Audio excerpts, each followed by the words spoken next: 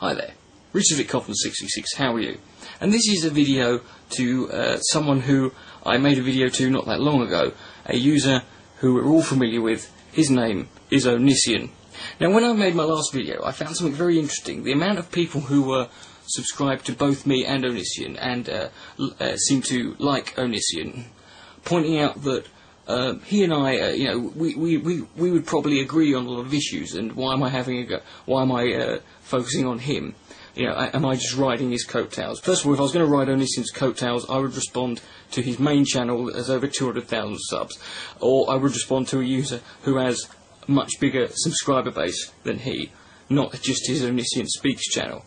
And the reason I'm focusing on him is because he is someone who I find interesting for that very reason. He and I probably do share a lot of opinions and do fall on the same side on many issues. Unfortunately, with Onision, the problem I have with him is too much of the time his attitude and his approach and the way he talks to people. It stinks. It's his shamelessness in being a cretin. Whether he listens or not, I don't know. But I came across a video he made on the Onision Speaks channel back in October and November of last year. So this is an old video. It's called How to Quit Smoking. Let's see if it works. It's a 2-minute long video, which I think is a bold fucking thing to try in itself. Thinking that you can teach people how to quit smoking simply in 2 minutes. Some people are strong and they say, I don't want to do that anymore, and they just stop. Well, that's not a gross oversimplification of it, is it? There are lots of things I could say that too. I could say, you know what, I don't want to wear brown socks anymore.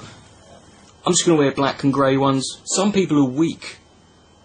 They say, I'm not going to do that anymore, and then they go back and do it again and again and again. Because that's it. I mean, talk about a false dichotomy. Talk about having no real understanding. Talk about being, how I defy anyone who's ever been in that position to quit anything that has a hold over them, like smoking does, or like any other addictive activity, where it's just that simple. You just quit and you go. Some people are weak, yes. So so obviously I'm one of the weak ones. I wonder where Onision puts himself. For those weak people, I have a technique.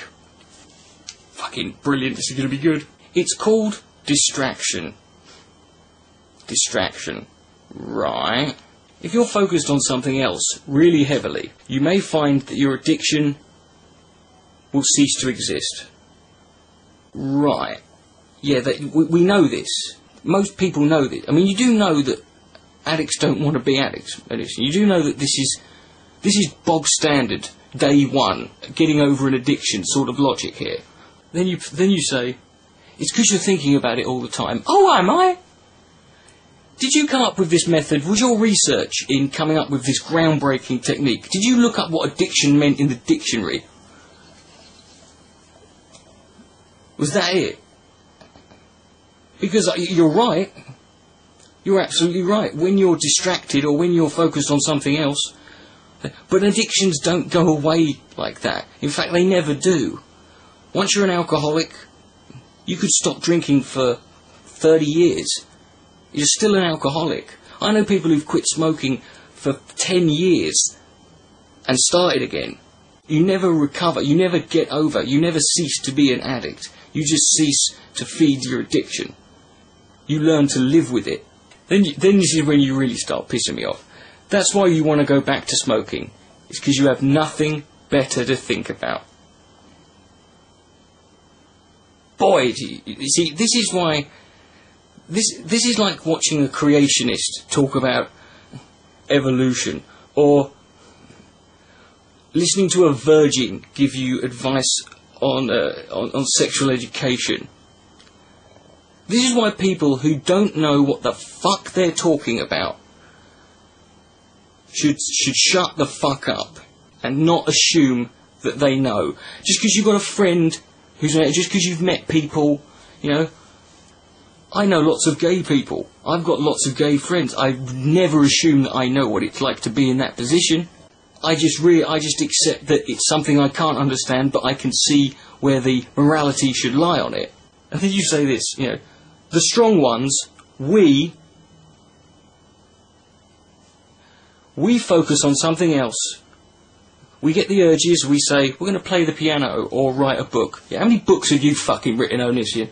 The reason I picked this video is not because I'm a smoker. You're right. It's a disgusting habit. And you can say, I'm weak for doing it, and you're probably right. That's probably a fair comment. This is the problem with you, Onision. It's not that you and I would not probably agree on many things and many issues, and we could probably have a very fascinating conversation. It's your assumption that you are so right that you can talk to people as if they're less than you.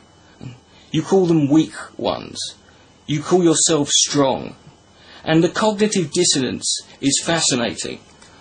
Let me read you something. This was quoting verbatim another YouTuber, a YouTube user who recently had his account, had a strike put on his account when a video of his was falsely flagged. Now, we all know what it's like to be falsely flagged and have your account nearly taken away from you. I know personally. This is what one YouTuber said in a video after he got a video falsely flagged. This is upsetting to me because this is my entire life. If I can't make videos, I don't feel like I have a purpose for living. A lot of people probably know the story. I had a gun to my head. I was about to pull the trigger because I had no reason to live. And then I thought, maybe I can do what I always wanted to do with my life. So you guys who are not just taking away my YouTube career, you're trying to take away my life. Do you know who said that? Onision does. Because it was him. In a video about a week ago. You have the gall, Onision, to sit there and talk about being strong, about advice to people who have addictions and who have afflictions of which you clearly have no personal experience on. You have the gall to sit there and think you can tell somebody that they're weak and that you're strong and that and that they need to get over it. It's all in their head. When you sit there and admit on a video that you will basically kill yourself if you couldn't upload YouTube videos.